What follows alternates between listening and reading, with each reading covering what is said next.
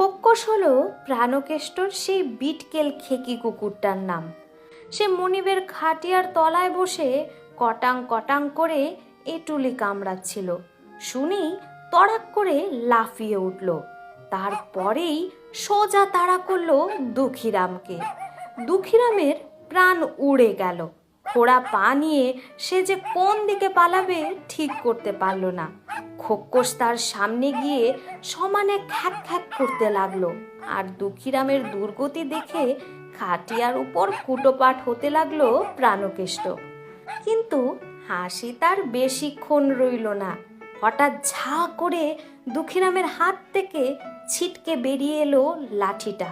তারপরেই ধপাং ধপাং কুকুরের পিঠে সে লাঠির ঘা কতক পড়তেই কাই কাই করে খোক্কস ল্যাজ গুটিয়ে ছুট লাগালো। বোধহয় এক ছুটে